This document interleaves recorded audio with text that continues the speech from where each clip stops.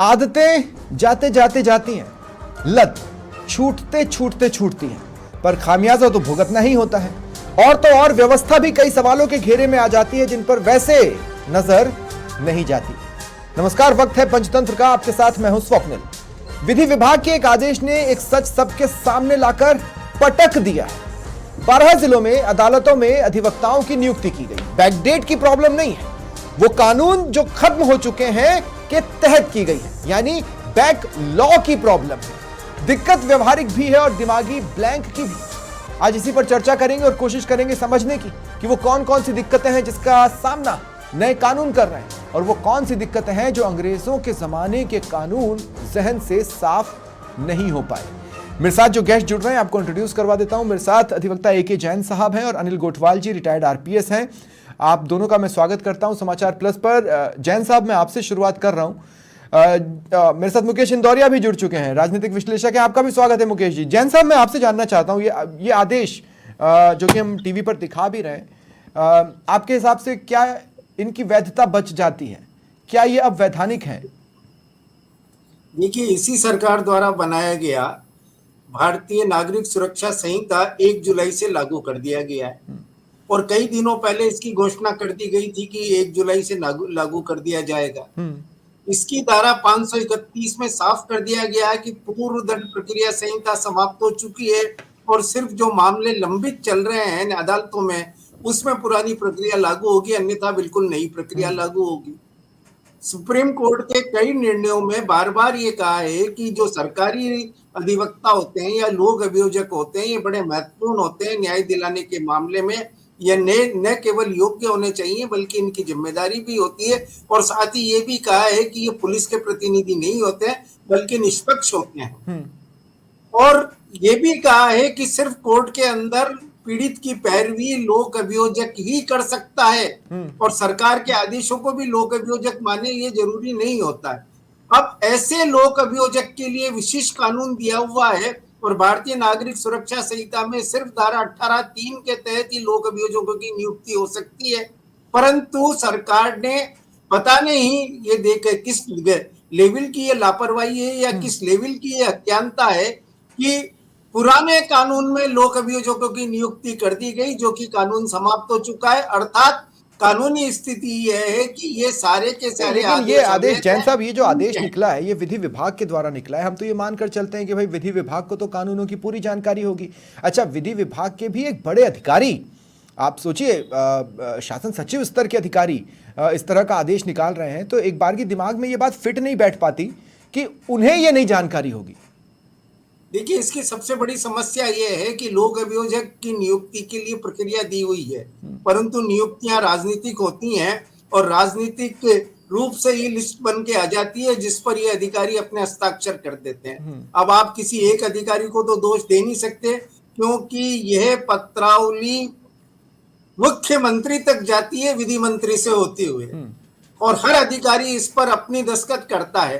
और उसके बावजूद भी अगर ये लापरवाही रही है, खासतौर पर विधि सचिव की तो लापरवाही है ही सही, जो कि एक जिला न्यायाधीश अधिकारी स्तर का अधिकारी है कि उसने जो कानून खत्म हो गया उस कानून में लोगों को नियुक्ति कर दी, और उसका कारण अब उसके बाद ये हुआ कि उसके बाद बाकी लोगों की नियुक्ति के आदेश ही नहीं निकले अब तक। और अब तक लापरवाही की आलम यह है कि अब तक इस मामले में संशोधन नहीं किया गया या नए आदेश नहीं निकाले गए। जब कोई भी इस आदेश को न्यायालय के अंदर चुनौती देगा तो निश्चित रूप तक न केवल नियुक्तियां खटाई में पड़ेंगी, पर जो प्रक्रिया या जो कार्रवाई इन लोगों ने कोर्ट के अंदर की है उसके आधार पर अभियुक्त गणों को भी लाभ मिल जाएगा और सरकार के मुकदमे खराब हो जाएंगे, और जिसका अल्टीमेट नुकसान इस राजस्थान की जनता को भुगतना पड़ेगा, जो वैसे ही न्याय के लिए तरस रही है। वो भी सिर्फ 1.5 पंक्तियों की वजह से, वो भी सिर्फ 1.5 पंक्तियों में लिखे उन अक्षरों की वजह से जो कि खत्म कर दिए गए हैं। अब वो सिर्फ अक्षर रह जाते हैं, अब वो कानून नहीं है।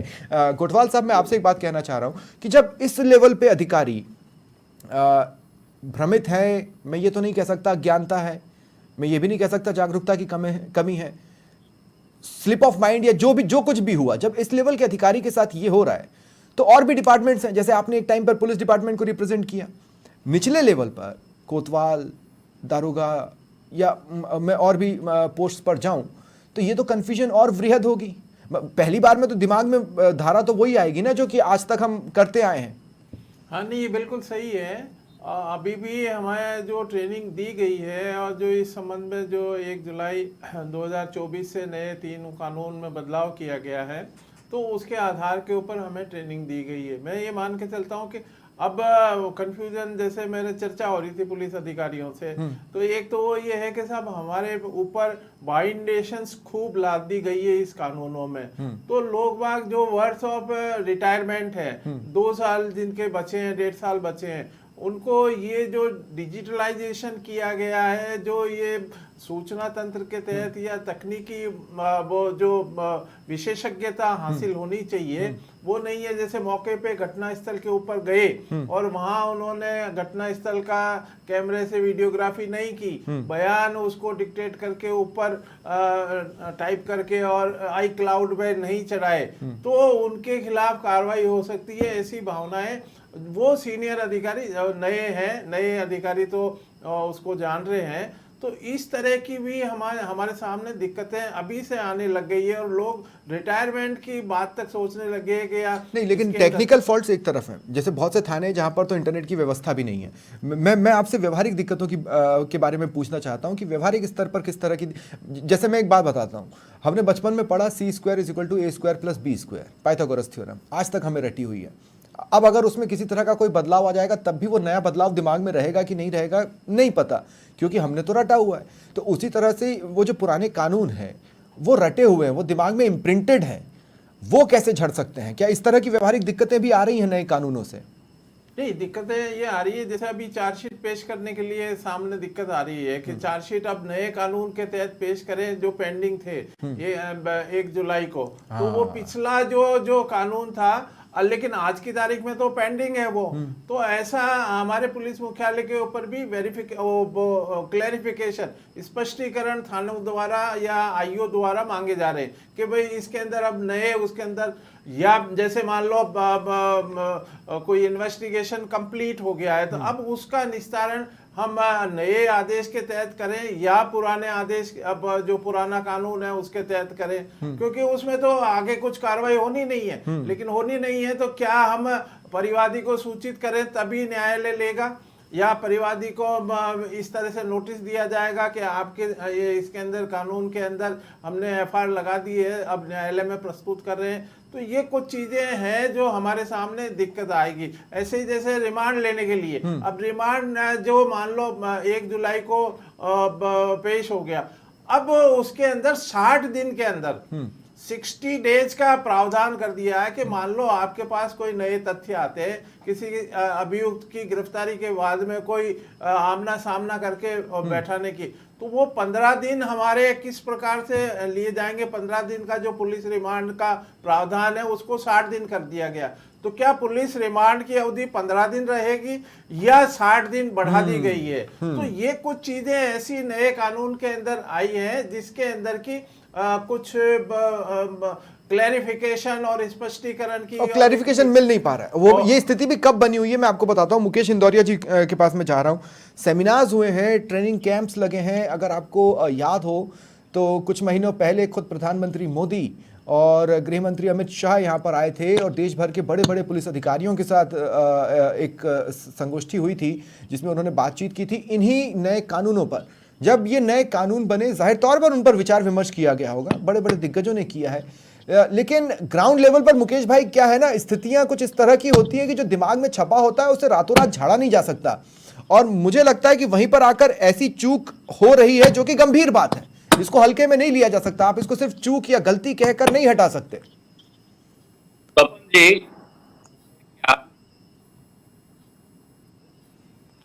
मुकेश भाई आपकी आवाज मुझ तक नहीं पहुंच रही है। नहीं मुकेश भाई, आपको एक बार हट के दोबारा ज्वाइन होना पड़ेगा, आपकी आवाज मुझ तक नहीं आ रही है। ये आप म्यूट पर हैं? नहीं, आपको एक बार फिर सिस्टम से निकलकर दोबारा जुड़ना होगा। तब तक मैं AK जैन साहब एक बार फिर आपके पास आ रहा हूं। AK जैन साहब, मैं ये समझना चाह रहा हूं कि ये बात सिर्फ इस आदेश तक नहीं रह सकती। आपको क्या लगता है कि क्या सर्कमस्टेंसेस हो सकते हैं जिसकी वजह से ये हुआ, और इसके बाद और क्या सर्कमस्टेंसेस आ सकते हैं? देखिए, सबसे बड़ी बात तो ये है कि ये तो निश्चित रूप से लापरवाही है, क्योंकि ये प्रक्रिया इन्होंने पहले आरंभ कर दी थी। जो एप्लीकेशन से इनवाइट की थी वो भी पुराने कानून में इनवाइट कर ली थी, और हो सकता है कि राजनीतिक स्तर पर जो लिस्टें बनती हैं मंत्रियों के यहाँ बैठकर या मुख्यमंत्री के यहाँ बैठकर, वो पहले बना ली हो इन्होंने, और उसके बाद जिसमें पार्टी के कार्यालय का भी दखल रहता है, उन लोगों का भी दखल रहता है जो कानून के बारे में कुछ नहीं जानते, क्योंकि मुख्य रूप से नियुक्तियां राजनीतिक कार्यकर्ताओं की जाती है अधिवक्ताओं के नाम पर। तो हो सकता है ये लिस्टें पहले बन गई हो, और निकालते वक्त इन लोगों को ये ध्यान ही नहीं रहा हो कि 1 जुलाई निकल चुकी है, 1 जुलाई आ चुकी है, और अब पुराने कानून में नियुक्तियां नहीं हो सकती, और बिना पढ़े बिना सोचे समझे ऑर्डर्स निकाल दिए गए, पर जिसका परिणाम ये हुआ कि नियुक्तियां अवैध हो गई है। और उससे भी बड़ा खतरा ये है कि ये लोग जो भी कार्रवाई अगर पीपी से ज्वाइन कर लिया है और इन्होंने कुछ कार्रवाई कर दी है, तो वो कार्रवाई भी आगे जाके अभियुक्त को फायदा देगी, क्योंकि वो सारे कार्रवाई अवैध हो जाएगी। इसके अलावा क्योंकि कानून लाया गया है और आमूलचूल परिवर्तन किया गया है, धाराओं को इधर से उधर कर दिया गया है, हालांकि भाषा में बहुत ज्यादा फर्क नहीं किया गया है, पर बेसिकली जैसे हम बरसों से याद करते आ रहे कि कोई ठगी करता तो हम 420 कहते हैं, अब उसको बदलकर कुछ और धारा कर दी गई है।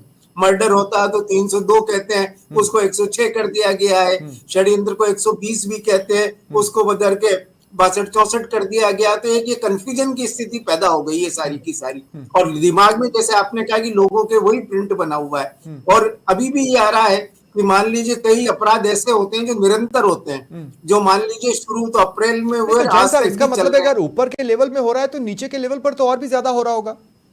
निश्चित रूप से, क्योंकि जैसा अभी गोठवाल साहब बता रहे थे कि बिल्कुल कह दिया कि सब वीडियोग्राफी की जाए, नेट पर सूचना दी जाए, तामील इस तरीके से की जाए कि व्हाट्सएप पे या इलेक्ट्रॉनिक मीडिया से कर जाए, और जो पुलिस वाले हैं वो जानते ही नहीं, प्रोग्रेस जो चल रही है उसकी सूचना परिवादी को दी जाए, परिवादी को अवेक्ट रखा जाए। उसके अलावा 60 दिन के अंदर अंदर 15 बार, अब जो लोग पहले गिरफ्तार हो चुके हैं उन पर क्या होगा, और ये सारा कंफ्यूजन। और निश्चित रूप से नीचे के स्तर पर जहाँ की कानून की जानकारी नहीं है, जहाँ साधन सुविधा, ये जब हम लॉ डिपार्टमेंट जो कि विशुद्ध रूप से विधि डिपार्टमेंट है, वहां इतनी बड़ी गलती हो सकती है, तो हम अंदाजा ला सकते हैं कि नीचे के स्तर पर क्या हेड कांस्टेबल या क्लर्क लेवल के लोग डील कर रहे होंगे, वह कितनी बड़ी बड़ी गलतियां इन सब मामलों में होंगी।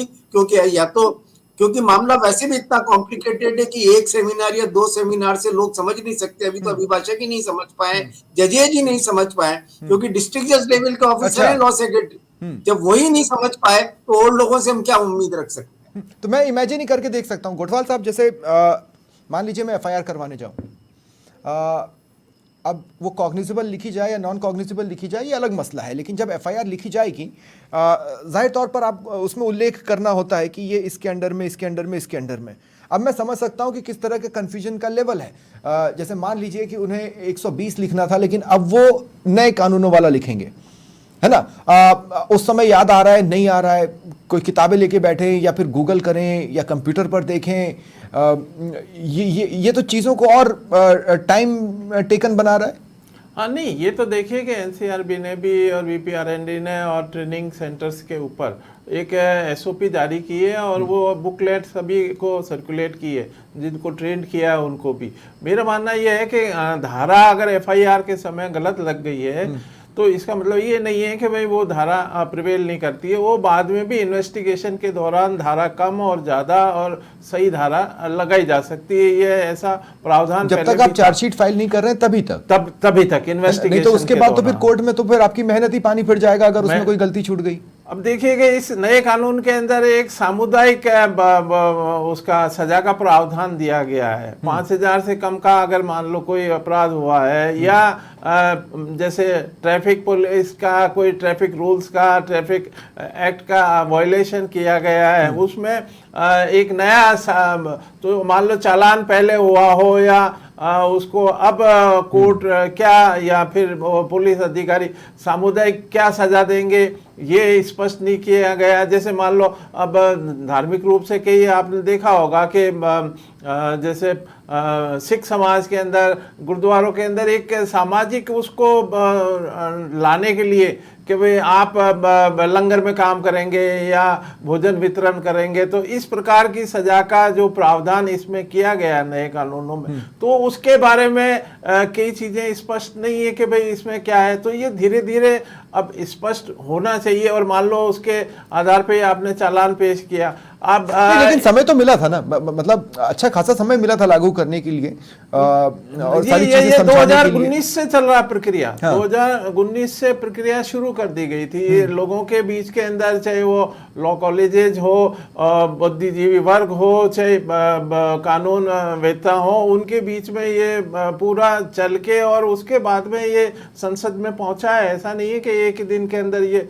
बना दिया गया। इसके अंदर कुछ चीजें ऐसी भी आई थी कि मतलब रेप को या इस प्रकार दुष्कर्म के मामलों में भी कुछ कंपाउंडेबल बनाने की बातें उठी थी, लेकिन वो नहीं हुआ। वो अपने क्योंकि विदेशों में तो इस प्रकार के कानून है, लेकिन क्या ऐसी भावना हमारी आगे इसके अंदर रहेगी? और मैं ये मान के चलता हूँ कि जो नया कानून है उसमें हमारे बजट के अंदर क्या प्रावधान किया गया है, क्या हमारी जो एफएसएल फॉरेंसिक साइंस लेबोरेटरीज है, तो उसमें स्टेट को कोई बजट दिया, सेंट्रल गवर्नमेंट का बजट आया, इंफ्रास्ट्रक्चर के लिए क्या किया गया, तो इसको लागू करने के लिए कुछ चीजें हमारे साथ में जो आनी चाहिए, तो वो उस स्तर के ऊपर हमारे को लगता नहीं है कि राज्य सरकार इस प्रकार से इन कानूनों को, जैसे आधुनिक शस्त्र साधन या मान लो गाड़ी की जरूरत है, तंत्र की जरूरत है, और बिल्डिंग की जरूरत है, हमारी नफरी पूरी नहीं है, 18-18 घंटे आज भी काम कर रहे हैं, तो इसको लागू करने में हमें प्रैक्टिकल रूप से काफी दिक्कतों का सामना तो करना पड़ेगा। ये धारा तो फिर भी हो जाएगी, लेकिन जो इसकी भावना है, और जो क्या क्लाउड से डाटा उड़ा दिया नहीं जाएगा, या कोई उसके इतना इम्पोर्टेंट कोई एविडेंस है, उसके बारे के अंदर कैसे 100% श्योर रहेगा कि भाई ये जो डाटा है या ये जो है अभियुक्त को उसका किस प्रकार से लाभ मिल सकता है, या वो अभियुक्त, तो हमारी जितनी इन्वेस्टिगेशन है उसका कहाँ खामियाजा भुगतना पड़ेगा। तो कई चीजें हमारे सामने अब आएंगी। ये नया कानून आया है तो ये दिक्कतें हैं। ये तो एक आपने ऑर्डर का एक हवाला दिया जो एक बिल्कुल सामने दिखता है, लेकिन इसके आगे भी जाके कई, हाँ एग्जैक्टली। अच्छा, एक और पॉइंट है जैन साहब, मैं आपके पास आ रहा हूं। सबसे ज्यादा स्ट्रेंथ यानी सबसे ज्यादा जोर जो लगाया गया किसी को समझाने में, वो अपर एकेलॉन था। जब ये बिल बन रहा था और जब ये बिल पास हुआ, लागू करने की स्टेज तो प्रेसिडेंट के साइन के बाद चालू हुई, तब जाकर वो निचले लेवल पर पहुंच पाया। और उसके बाद भी कोशिश ये की गई, पूरा जोर इस बात पर लगाया गया कि अपर एकेलॉन को समझा देते हैं, वो नीचे वालों तक मैसेज डिलीवर करते रहेंगे, जबकि होना उल्टा चाहिए था।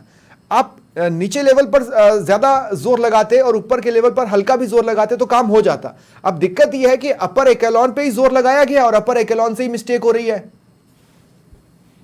देखिए, निश्चित रूप से ये जो दंड प्रक्रिया संहिता या भारतीय नागरिक सुरक्षा संहिता, दंड संहिता और साथ में साक्ष्य अधिनियम, इनकी ज्यादा जरूरत पुलिस स्टेशन के स्तर पर, न्यायिक मजिस्ट्रेट और मजिस्ट्रेट्स की कोर्ट्स के स्तर पर, जो कि तहसील और तहसील से भी छोटे स्तरों पर होती है, और बल्कि यहाँ की न्याय पंचायतों तक, इन सब पंचायतों तक इन चीजों की जरूरत पड़ती है। तो निश्चित रूप से जो लोगों को दिन प्रतिदिन काम इसका पड़ता है, उच्च न्यायालय में या सर्वोच्च न्यायालय में जहाँ पर कॉन्स्टिट्यूशनल मैटर्स जाते हैं, वहां शायद एक बार इतनी ज्यादा, और वहां उन लोगों के पास साधन भी होते हैं, परंतु पुलिस स्टेशन लेवल पर, जो तहसील स्तर के लेवल पर, और या जो कम से कम ब्लॉक स्तर पर लेवल पर अभिभाषक हैं या पुलिस वाले हैं या और लोग भी जो इसमें लॉ एंड ऑर्डर के फील्ड में काम करने वाले हैं, उनको जागरूक करने की, उनको बताने की कि इतना बड़ा परिवर्तन करने जा रहे हैं, कोई लंबी ट्रेनिंग नहीं दी। अभी भी आप जो भी देख रहे हैं सेमिनार्स क्या हुई,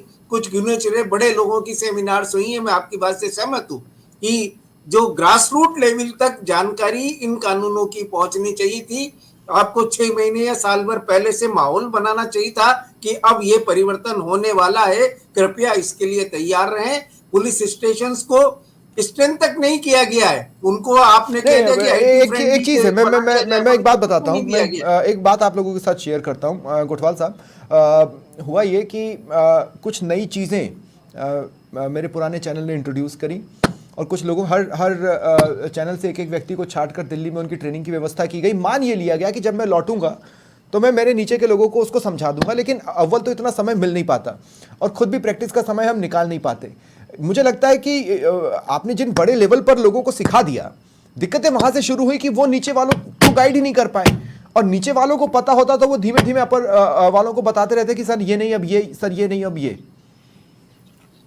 नहीं, ये मामला अगर नीचे हाँ गुटवाल साहब, फिर मैं जैन साहब आपके पास आ रहा हूँ। बस गुटवाल साहब का एक छोटा सा कमेंट दे रहा हूं। ये बिल्कुल जरूरी था। मैं इसके साथ साथ आपको एक मतलब जो पब्लिक में अवेयरनेस होनी चाहिए थी, जनता का जो साथ मिलना चाहिए था, जो जिनके लिए वो तो था ही नहीं, उनको तो कोई मतलब ही नहीं था जहां तक मैंने देखा। वो तो पार्ट अभी अलग ही है हमारा, जो हम इसको एग्जीक्यूट कर रहे हैं पुलिस स्टाफ या पुलिस स्टेशन से लेके जो एक फुट कांस्टेबल बीट कांस्टेबल है, उसकी क्या मॉरल, वो फील्ड में जाके कैसे अपनी इंफॉर्मेशन को शेयर करेगा, यहाँ लाके कैसे उसको बताएगा। तो ये कुछ चीजें हैं जो ट्रेनिंग का एक पार्ट होनी चाहिए थी, वो अभी तक पहुंची नहीं है और उसकी अवेयरनेस नहीं है। मैं तो ये कह रहा हूं कि हमारा एक पार्ट एंड पार्शल जो वकील वर्ग है वो भी एक बहुत बड़ा वर्ग है जो इस लॉ के इस पूरी फ्रेम के अंदर एक महत्वपूर्ण भूमिका निभाता है। उसको तो अभी तक मेरे ख्याल से कोई ऐसा देखिए, मैं अभी तो व्यवहार और नॉलेज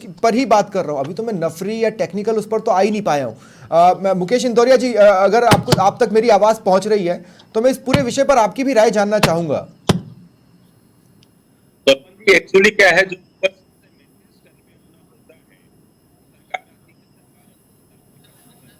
नहीं मुकेश जी, आपकी आवाज मुझ तक नहीं ही आ रही है, शायद कोई टेक्निकल एरर्स हैं। चलिए ठीक है, कोई बात नहीं। जैन साहब, मेरी बात से आप भी सहमत होंगे जो मैं कह रहा हूं। मैं तो वो यही कह रहा हूं कि अभी तो मैं टेक्निकल साइड गया ही नहीं हूं, अभी तो मैं नफरी की कमी की साइड गया ही नहीं हूं। मैं तो अभी सिर्फ व्यवहार की बात कर रहा हूं, और जब व्यवहार में ही नहीं आया है, व्यवहार में जब आ जाएगा उसके बाद नेक्स्ट हर्डल तो ये है, नेक्स्ट हर्डल तो पहले से ही तैयार है।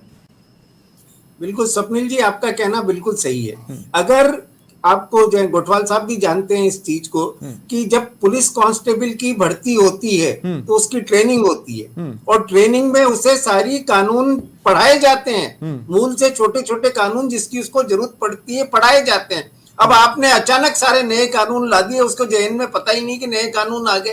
तो क्या आपने, जब आपके पास इतना लंबा समय था, तो साल भर तक क्या उन पुलिस कांस्टेबल्स को वापस पढ़ाया उस कानून को जिनका सबसे पहले काम पड़ता है? क्या पुलिस अधिकारियों को पढ़ाया? क्या न्यायालयों के अधिकारियों को पढ़वाया या अधिवक्ताओं को पढ़ाया? आपने अचानक कानून ला दिया और उसके बाद कुछ समय के लिए उसे पढ़ाना शुरू किया, अचानक बताना शुरू किया, जिससे सारी की सारी ये व्यवस्थाएं गड़बड़ा रही है। टेक्निकल बातें जब आएंगी तब तो और बहुत ज्यादा कॉम्प्लिकेशन पैदा होंगे। हाँ। पर अभी तो परिस्थिति ये है कि लोग यही नहीं समझ पा रहे कि इन प्रावधानों का कैसे उपयोग किया जाए, कैसे लगाया जाए, किस मामले में क्या लिखा जाए, किस मामले में क्या नहीं लिखा जाए। और जब ये स्थिति राज्य सरकार की है और राज्य सरकार के विधि विभाग की है, तो हम अंदाजा लगा सकते हैं कि जो जिनको बिल्कुल ट्रेंड ही नहीं किया गया है और जिनसे कह दिया गया कि फील्ड में जाकर इन कानूनों के तहत मुकदमे दर्ज करो और कार्रवाई करो, और हमारे जैसे लोगों से कहा दिया कि इन कानूनों के तहत मुकदमे लड़ो, न्यायाधीशों से कह दिया गया कि इन कानूनों के तहत फैसले करो, तो वो कैसे कर पाएंगे? ये केओस पैदा करने जैसी स्थिति इन कानूनों से, क्योंकि प्रॉपर इम्प्लीमेंटेशन नहीं किया गया है, इसलिए हो गई। अगर ट्रेनिंग प्रॉपर होती तो शायद ये स्थिति नहीं आती। हाँ, गोठवाल साहब, लास्ट सवाल है मेरा इस चर्चा का। आपके अनुभव के हिसाब से ये तो एक जो सामने आ गया, मुझे ऐसा लगता है बहुत से पन्ने अभी भी यहाँ वहाँ फड़फड़ा रहे होंगे जो अभी सामने नहीं आए हैं। वो वक्त के साथ पता चलेगा कि देखो यहाँ गड़बड़ हो गई और उसकी वजह से बहुत सी चीज़ें भरभराएंगी। नहीं, ये देखिए कि जो हमारा ट्रेनिंग का पार्ट है ना, ये कंप्लीट नहीं है। आज भी जो जिनको ट्रेनिंग दी जानी चाहिए थी, जो आईओ या नीचे स्तर के हैं, जो उसके इंफॉर्मेशन लाके और कलेक्ट करके आईओ और उसके बीच की एक कड़ी होती है। विटनेस के बारे में आज तक किस प्रकार अब उसको बयान रिकॉर्ड करेंगे, महिलाओं को क्या वहाँ बुलाया जाना ज़रूरी है, या बच्चों के लिए जो एक नया चैप्टर लागू किया गया है, तो ये कन्फ्यूजन है कि भाई हम घर जाके बयान ही लेंगे या यहाँ बुलाएंगे या नहीं बुलाएंगे। तो ये कुछ चीज़ें हैं, तो वहाँ जाके बयान लेंगे तो वहाँ डिजिटल कैमरे की वो है या नहीं है, मान लो उसके अंदर क्या हम हम इसके अंदर मिस्टेक कर पाए। तो ये कुछ ऐसी हमारे जो फील्ड के ऑफिसर्स हैं उनके अंदर भावना है कि हमारे पे जिम्मेदारी ज़्यादा दे दी गई है और हमारा जो प्रावधान किया गया है, जो हमें ट्रेन किया गया है, वो अभी ज्ञान अधूरा है। इससे हमें इसमें दिक्कत आने के पूरे चांसेज हैं और केसेस के फेलियर होने के भी चांसेस फिर ज़्यादा बढ़ेंगे, ऐसा सामने दिखाई दे रहा है। ताकि इसको इसीलिए और वो कहते हैं ना कि पुख्ता सर वो जब आप किसी भी चीज़ को हिट एंड चेज एक्सपेरिमेंट पर करते हैं तो उसके ड्रॉबैक्स बहुत सारे होते हैं और मुझे लगता है कि इसका इम्प्लीमेंटेशन हिट एंड चेज के बेसिस पर किया गया है कि एक बार हिट किया जाए, देखा जाए जिस तरह के हालात आएंगे, चेज करेंगे और फिर एक हिट करेंगे और फिर चेज करेंगे। शायद ये एक बहुत बड़ी वजह है इस तरह के आदेशों के आने के पीछे। बहुत बहुत शुक्रिया आप सभी का मेरे साथ जुड़ने के लिए और चर्चा में शामिल होने के लिए। फिलहाल इतना ही, नमस्कार।